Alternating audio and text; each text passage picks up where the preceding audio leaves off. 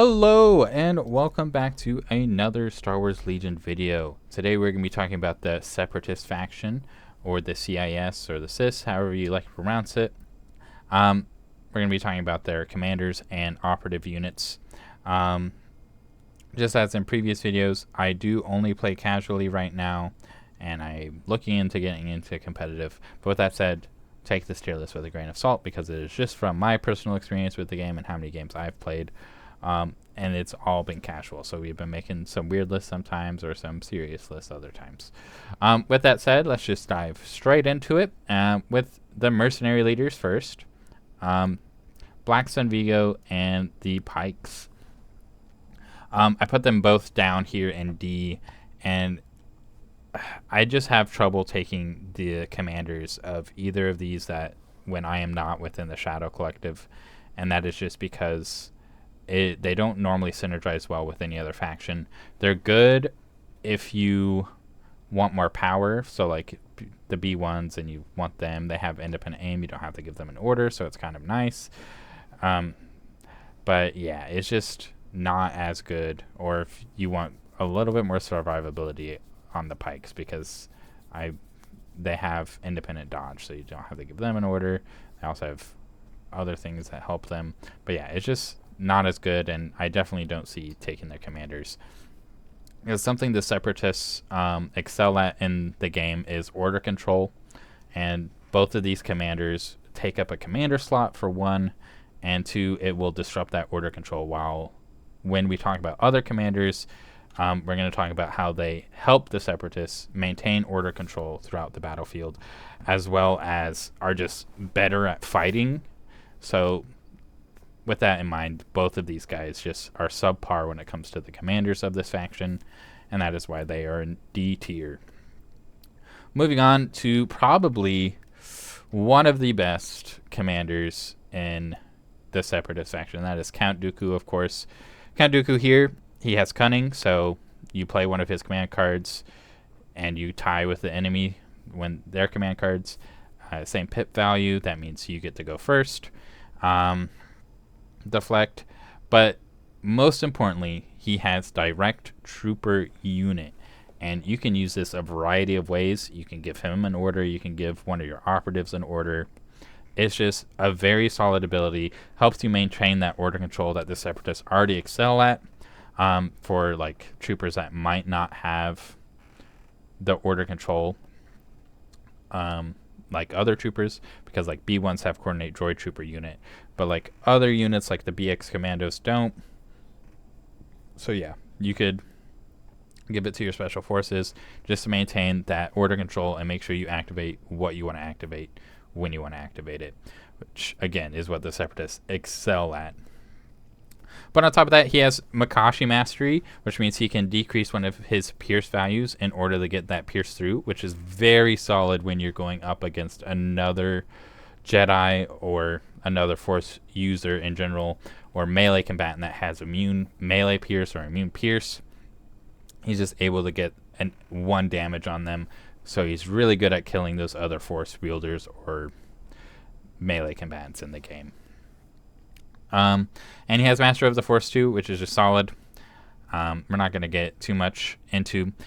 He has what me and my buddy like to call Mando armor, which is red dice with red surge to saves. It's just very solid. She also surges to crit naturally. He's just a very solid unit. He has a ranged attack with 6 black, and like I said, he's lethal on the battlefield, and he still helps with that order control, which is why he is an S tier. That's not even talking about some of his command cards. Like one of them gives him Arsenal 2, which is just insane. But you have to use that at the right time, of course. Also with the Courage of 3, he gives a nice courage bubble for the Separatist commanders here. Him and one other commander are the only two that have Courage 3 for the Separatists.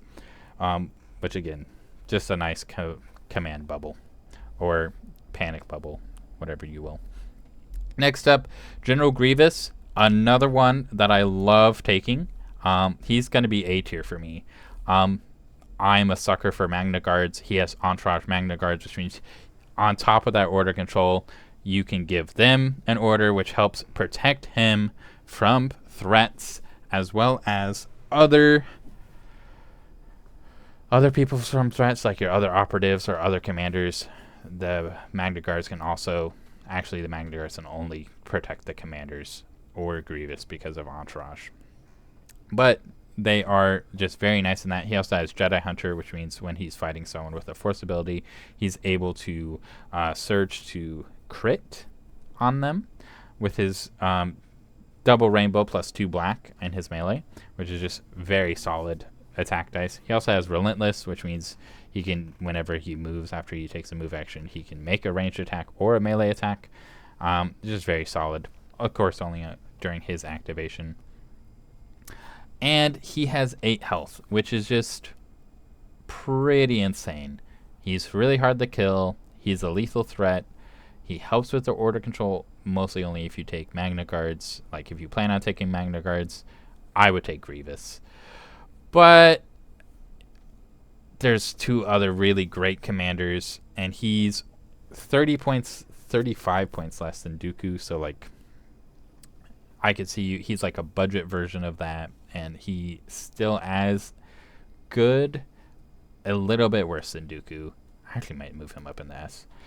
I can't move everyone in the S, and I'm going to be honest. The Separatists, I think, by far is the faction with the best overall commanders. If I've said that in a previous video, well, I've changed my mind. This is the last faction I'm looking at for commanders. I think by far they have the best overall picks for commanders, where it's hard to pick. But yeah, Grievous, A tier. We're going to leave him there. Next up is Kalani, not to be confused with Kraken, which is the next one we're going to talk about.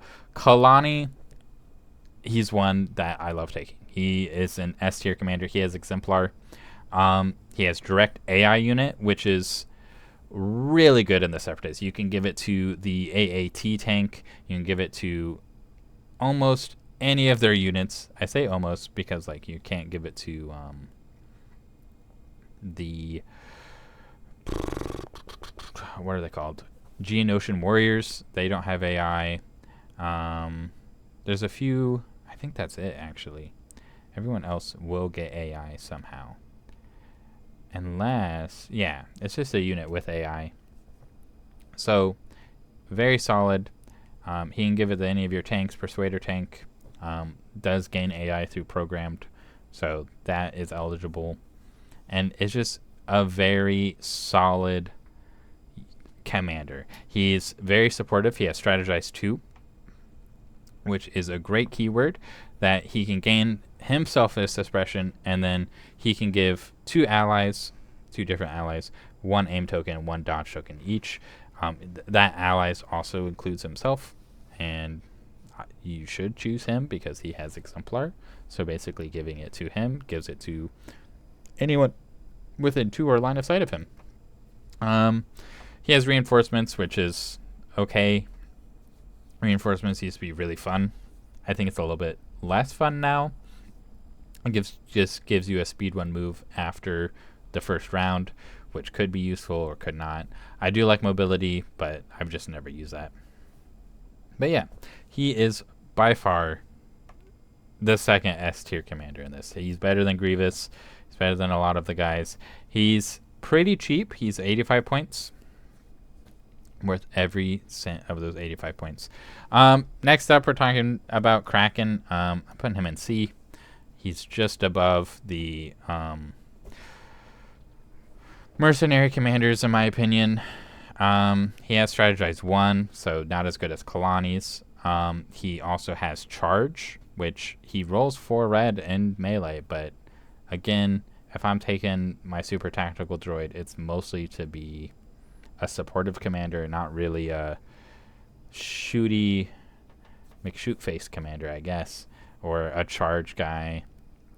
So you really got to think why you're taking the unit, and do other units do the same thing but better? And honestly, I'd rather have, he costs 80 points, which is 5 points under Kalani. I'd rather spend the 5 extra points on Kalani and get all the extra benefits of being supportive in my army versus Kraken, who also has Exemplar. He does have Override, which means AI units can ignore their programming if they gain a suppression, I believe. Oh no, he gains a suppression. Sorry, I was reading up on that rule. But yeah, just not as good. Oftentimes you're not even going to be, the AI barely comes into play that I found that I've played Separatist. I've played Separatist a lot in the new edition. And I've played with all of these commanders, and Kraken just ain't it. He's not cracking it. But yeah, he's okay. Like, I would never take him probably again over Kalani. Moving on, after that long rant on him, is Poggle the Lesser. He's B. He's interesting. He has Compel Core Separatist Alliance unit, which is good. But honestly, it's not that good. He has a free jump too, which is cool. But again, he's one of those more supportive commanders. He has Override, again, just like Kraken. It's pretty useful. But the reason he's up in B is because he has authorized B2 units, which means you take an extra B2 unit. So if you take like 7 B2 units, that'd be pretty sick. I haven't run that army, but it sounds cool. And it looks cool, so I'm putting him in B. He also has some very interesting command cards, which is why he's up in B. And again, going back to the Kraken Kalani thing, it's 5 more points for Kalani. They have the same command cards, so like you're not losing out on command cards versus them. So there's definitely no reason to take Kraken, in my opinion. Going back to Poggle the Lesser, again, he's a B. He has Way Down, which I don't think he'll ever use, and that just means you shouldn't pick him for like objectives like what's that one battle plan?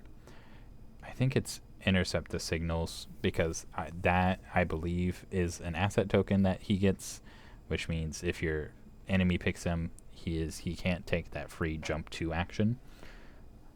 So yeah, just be careful of that. He also only moves 1, so like I don't know why you're picking him anyways. He's pretty slow. Not that great. Doesn't even have Exemplar. I think he'd be better with Exemplar, honestly. If you gave him Exemplar, I think it could help him. But again, he's not going to be killing units out there. He only rolls 2 black in melee and 2 black in at range 3. So like with no keywords. So like he's not killing people. I'm gonna be honest. I think I'm gonna put Kraken up in B. But yeah, Poggle, not that great. And we're switching them around just because the only reason I was putting Poggle up here is because of the Entourage B2 units, which is just super fun. And he could give them an order again. But I don't think he's worth it. Moving on to the final commander in the Separatist force, and that is the T-Series Tactical Droid. He is coming in at 60 points, which I'm going to say, whenever I am playing Separatist, I take a good melee combatant or good combatant in general, because all of the Separatist commanders have a ranged attack, like Grievous and Count Dooku. I take a good combatant and I take a good supportive commander if I'm playing this unit, this faction. So my supportive commanders, like the T-Series, are ones that I'm looking at and comparing them to versus like the more melee focused combatants, which is why Count's in S and Grievous is in A, because Grievous is just worse than Dooku. He's also less points, so he is worth taking, versus like the tactical droids compared to each other with Poggle.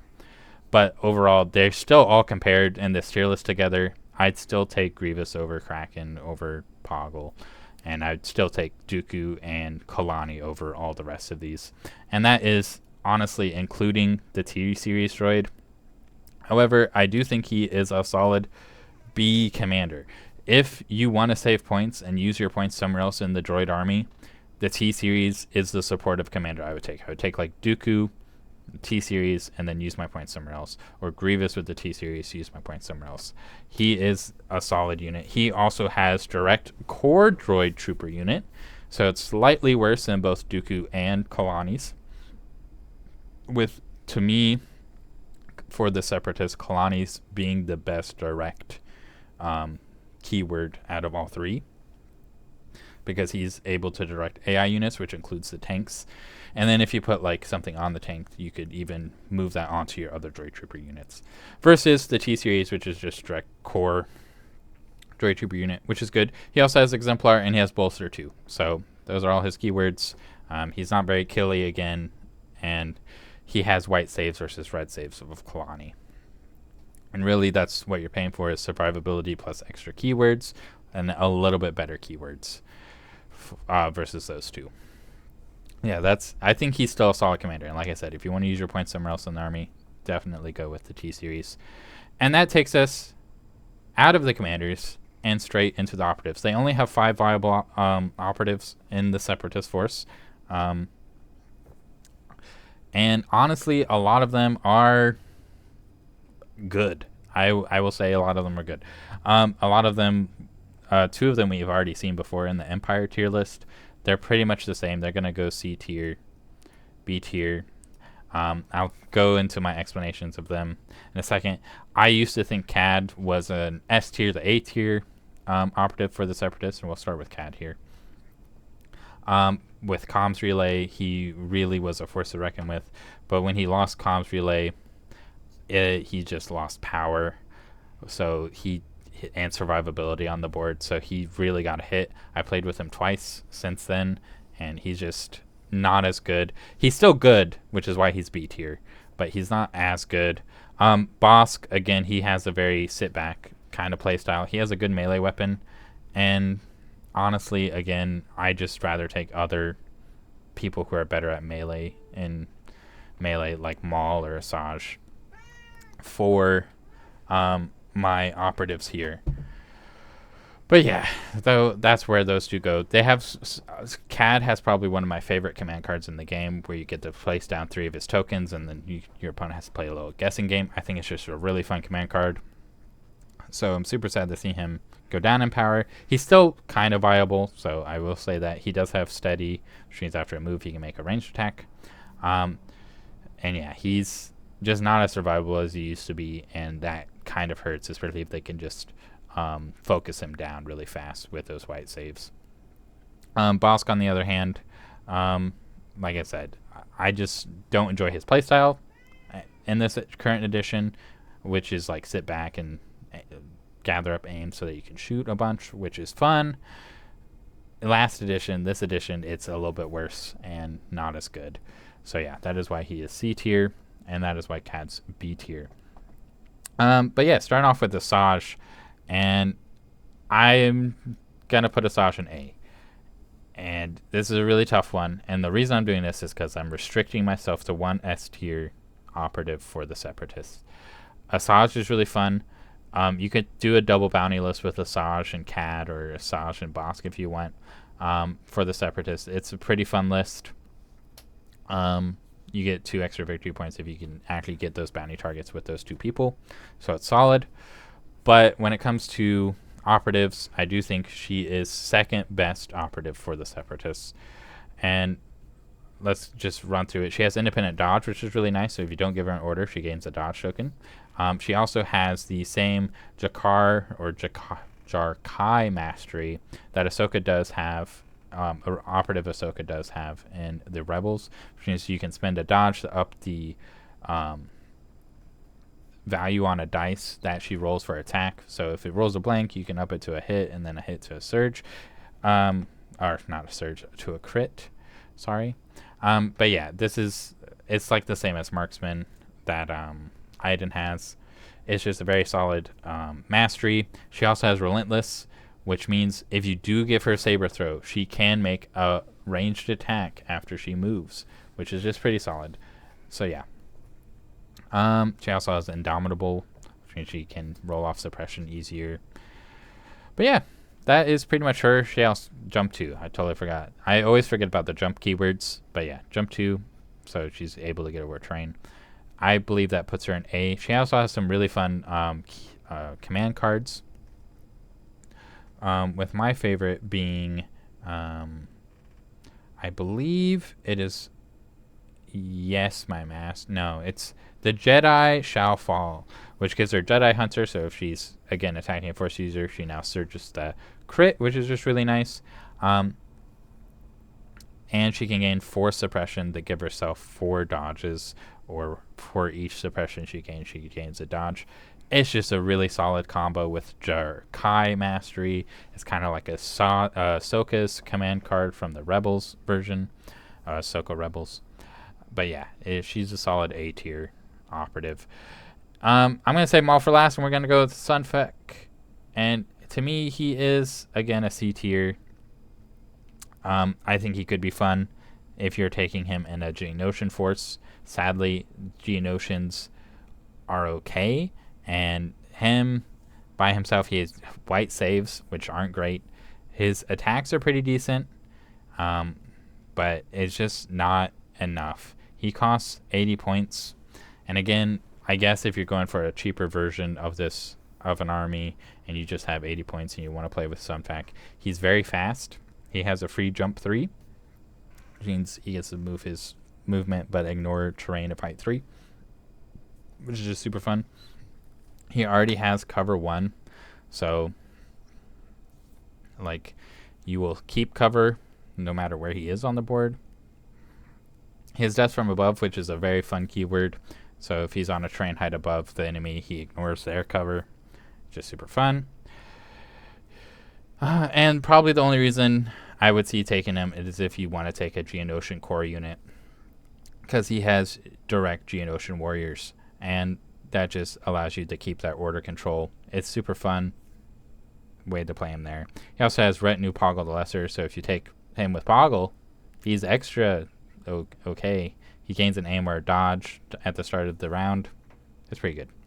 But yeah, I think I rambled on enough about Sun Fek.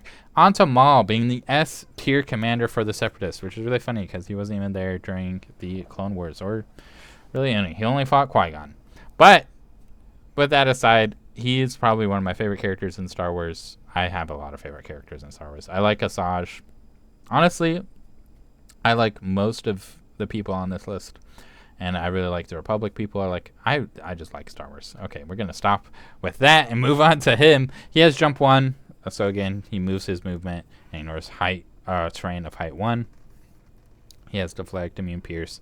And he has Juyo Mastery, which means if he has a wound on him, he can take 3 actions instead of 2. Now, he can only take 2 movement actions in a turn. So you're not getting 3 movements in a turn. He also doesn't have charge. So inevitably you're probably making 2 moves and an attack, probably. He has some really fun command cards. So one that gives him Infiltrate. Me and my buddy coined it. I don't know if we coined it, but we have a term called mauling someone. And that is when you infiltrate Maul onto the board. So he gets on the board extra far. And then you move him twice because you start off by giving him a wound with his one of his command cards.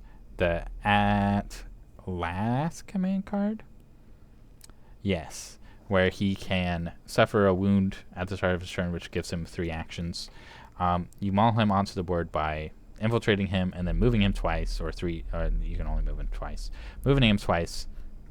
And then the enemy moves up a unit like Sleeper Cell, where they can get pretty far onto the board, far enough in order to reach and kill Maul, and then Maul dies first turn.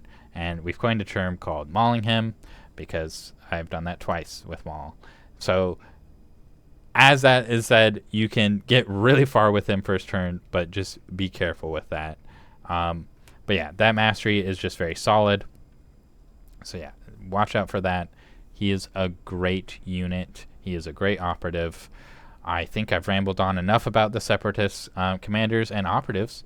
I hope you enjoyed. If you did, please leave a like and a comment. But yeah, thank you so much for watching. I hope you have a great rest of your day. Bye.